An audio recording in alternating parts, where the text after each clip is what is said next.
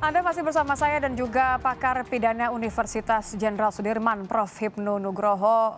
Kita masih membicarakan soal uji kebohongan kepada Irjen Verdi Sambo yang memang dari awal sudah berbohong begitu ya. Tadi Anda menyebutkan soal ini seharusnya di awal, tapi toh sekarang walaupun efisiensinya agak kurang, tapi ini penting untuk kemudian melengkapi bukti dan lain-lain. Sudah ada rekonstruksi, sudah ada keterangan saksi, sekarang ditambah dengan tes poligraf. Tapi kan tidak semuanya ditunjukkan ya, Prof ya. Dari 5 tersangka ini, salah satu hasil tesnya dari tes Putri Chandrawati justru tidak diumumkan. Anda melihat ini sebagai apa? Ada sesuatu yang terbuka, ada yang tidak terbuka. Kalau terkait dengan pro justisia, memang untuk kepentingan peradilan, Mbak. Tapi kaitannya untuk kepentingan publik tahu, karena ini sudah menjadi atensi masyarakat, idealnya juga sama-sama dibuka. Kan gitulah. Sehingga konsep terang benderang yang diinginkan oleh Kapolri itu menjadi baik. Karena apapun kalau sudah dibuka juga tidak mempengaruhi publik nanti. Dan hasilnya juga tidak akan berubah. Tapi kan terbuka, tidak ada yang tutupi. Wong semuanya sudah terbuka. Kasus perencanaan sudah terbuka, kasus pembunuhannya sudah terbuka, digital forensiknya sudah jelas, kemudian kedokteran forensiknya sudah demikian Betul. juga. Bukankah ini justru malah menjadi atau menambah spekulasi ya, Prof ya, kalau kita lihat? Iya, itu yang saya inginkan. Jadi seolah-olah ada yang masih ditutupi. Kenapa untuk Bu pc kok ditutup kan gitu. Jadi ada perlakuan-perlakuan yang secara hukum itu akan menyulitkan penegakan hukum ke depan. Karena kalau sampai dibuka, itu sudah masyarakat tahu, oh ya seperti itu. Tapi kalau tidak, kenapa kok tidak dibuka? Peradilan kita itu memang peradilan negara ya, negara yang menentukan. Jadi negara yang menentukan itu dilakukan oleh polisi, jaksa, hakim. Masyarakat itu nggak bisa mengerti kecuali nanti di persidangan, kan itu loh. Tapi untuk menghindari adanya suatu mistak, kesesatan, nah perlu adanya suatu keterbukaan. Itu yang diinginkan oleh masyarakat. Memang nggak diatur, tapi itulah inisiatif, kepekaan, Mabes Polri biar semuanya tahu dan terbuka melihat keadaan pembuktian yang terjadi. Oke. Gitu. Kalau Anda bicara soal tadi pertimbangan hakim gitu ya di persidangan nanti, sejauh mana hasil uji poligraf ini dari semua tersangka ya, termasuk dari Verdi Sambo juga, kita belum lihat hasilnya apa hari ini. Tapi sejauh mana ini menjadi pertimbangan hakim nanti? Ya, pertimbangan hakim, alat-alat uji itu masuk kualifikasinya nanti adalah sebagai bukti petunjuk. Jadi di dalam pasal 184 KUHP itu ada keterangan saksi, keterangan ahli, surat, petunjuk, keterangan terdakwa. Nah, petunjuk itu diperoleh dari barang bukti, keterangan saksi, hasil poligraf, hasil balistik, hasil visum, keterangan terdakwa yang merupakan rangkaian pemikiran seorang hakim. Karena hakim dengan kecerdasannya, dengan sensitivitasnya bahwa keterangan itu bernilai atau tidak bernilai. Uji poligrafnya itu betul atau tidak.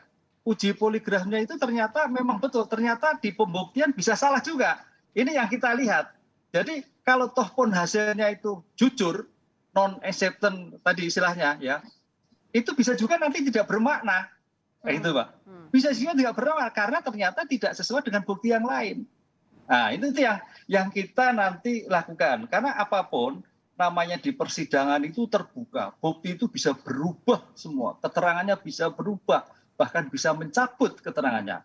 Nah, dengan demikian yang kita ramaikan lie detector ini bisa juga nanti tidak bernilai di persidangan. Tapi mudah-mudahan bernilai gitu Mbak. Karena mudah-mudahan bernilai. Kalau Anda melihatnya polisi saja deh sejauh ini, sejauh mana kemudian polisi mengandalkan sepertinya ya mengandalkan hasil dari uji poligraf ini kan Anda menyebut Prof bahwa ini hanyalah penambahan begitu kan, hanya untuk semacam menambah gitu kan keyakinan dari hasil bukti yang lain gitu. Ya, hanya memperkaya sehingga dalam teori pembuktian itu kan istilahnya ada negatif wedlock. Negatif itu dua alat bukti, wed itu keyakinan. Jadi dari poligraf keterangan itu memberikan keyakinan, oh betul bahwa apa yang dilakukan adalah benar. Oh betul ada pelakunya seperti ini. Oh betul eksekusinya ada seperti ini. Oh betul perencanaan seperti ini. Itu nambah keyakinan sehingga keyakinan hakim terhadap poligraf dengan keterangan yang disampaikan itu jujur, akan memperkuat bukti yang ada. Seandainya itu betul, tapi seandainya tidak juga nanti keyakinan hakim bisa berbeda dari bukti yang ditemukan di dalam persidangan. Gitu, Berarti Mbak. kalau Jadi pasti tuduhannya sejauh ini kan masih pembunuhan berencana ya, Prof ya. ya, Polisi ya. harus cari atau fokus cari bukti yang seperti apa untuk pasal ini kemudian nanti tidak akan terpatahkan di persidangan. Buktinya satu adalah korban. Buktinya adalah satu, dua perbuatan. Ketiga adalah niat. Lah, niat untuk melakukan perbuatan dengan perencanaan yang disaguling itu saya kira sudah menunjukkan pasal 340. Jadi sudah tidak terbantahkan kalau rencana yang dirumuskan oleh Baris Krim itu sudah tidak berbantah, Mbak. Karena ada waktu jeda antara perencanaan dan eksekusi di dalam melakukan suatu pembunuhan. Jadi sudah clear kalau itu, sudah clear. Jadi tidak terbantahkan itu.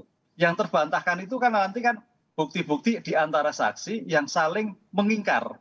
Nah itu loh, saling mengingkar, saling menghindar untuk menyelamatkan diri sendiri. Sehingga seolah-olah nanti saya mungkin berharap ya, itu semua bertunjuk pada VS. Ini adalah perintah VS yang mengajar VS dan sebagainya. Sehingga yang Barada R, KM, E itu hanya bersifat membantu, turut serta sehingga hukumannya lebih ringan daripada FS. Begitu. Itu kan yang diinginkan, yang diharapkan. Kalau Anda melihat dari progres sejauh ini sudah mengarah ke arah situ atau masih ada karena ketakutan tertentu mungkin?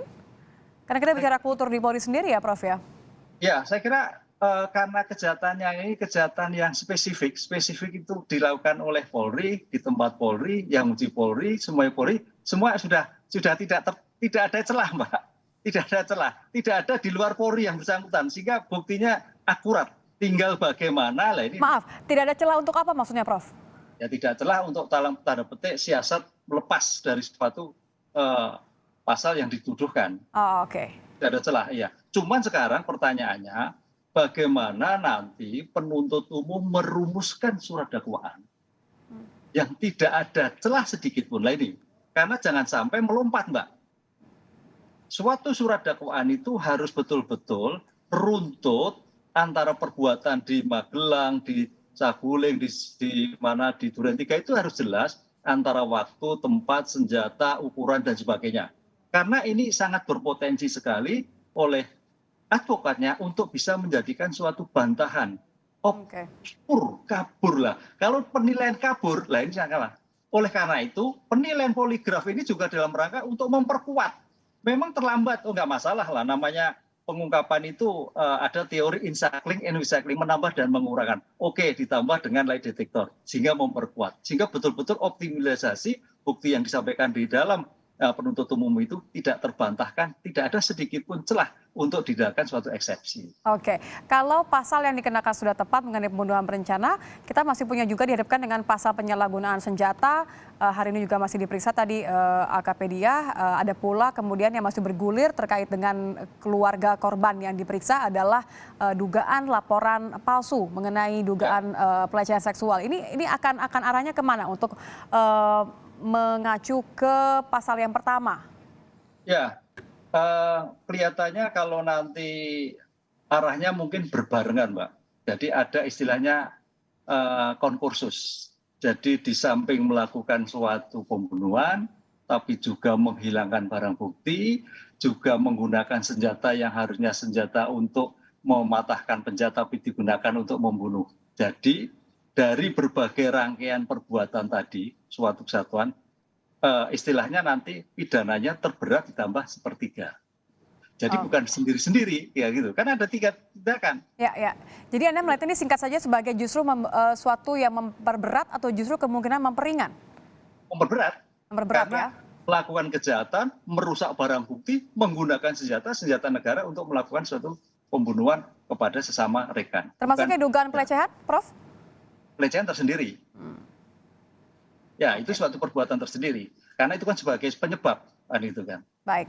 Terima kasih sudah bergabung bersama Kompas Malam. Kita akan lihat bersama, Prof, bagaimana kemudian ini berjalan karena masih saat ini juga masih berlangsung sidang maksud kami uji poligraf yang dilakukan terhadap Irjen Verdi Sambo. Terima kasih Prof Hipnu sudah bergabung bersama kami di Kompas Malam. Selamat malam.